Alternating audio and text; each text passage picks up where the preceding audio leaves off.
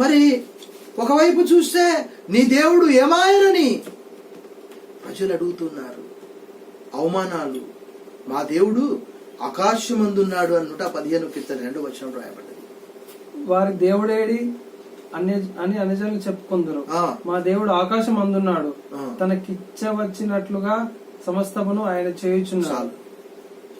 కాబట్టి దేవుడు ఉన్నాడు, ఆయన భక్తులతో మాట్లాడుతూ ఉన్నాడు, ఆయన మాట్లాడే దేవుడు.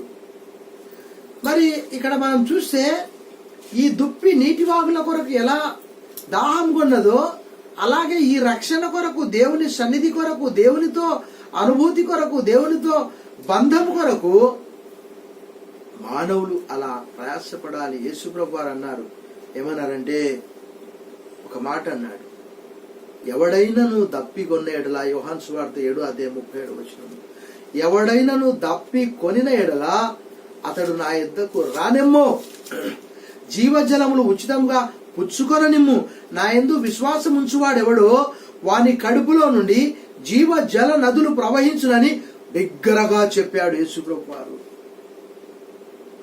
కాబట్టి ఈ రాత్రి మరి నిజంగా ఈ దేవుణ్ణి మనం కలుసుకోవాలి అని అంటే ఇది నాలెడ్జ్ అంటే జ్ఞాన సంబంధమైనది కాదు.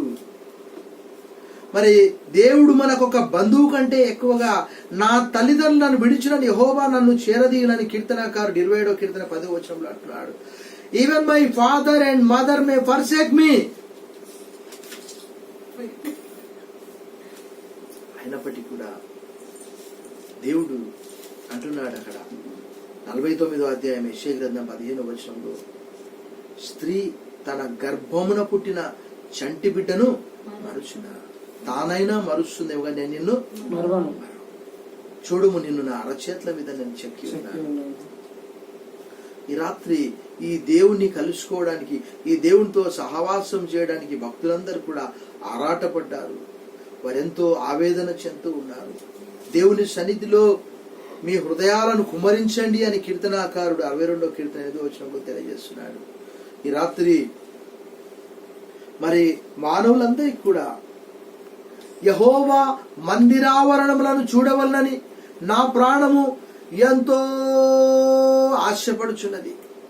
జీవం గల దేవుని దర్శించుటకు నా శరీరమును, నా ప్రాణము ఆనందముతో కేకలు వేస్తున్నదట. 84వ కీర్తన 2వ భక్తుడు 16వ కీర్తన 11వ అంటాడు, in thy presence fulness of joy, in thy right hand great pleasures are there. నీ సన్నిధిని సంపూర్ణ సంతోషం కలదు, నీ కుడి చేతిలో నిత్యము జీవ మార్గం నీవు నాకు తెలియజేసినవని.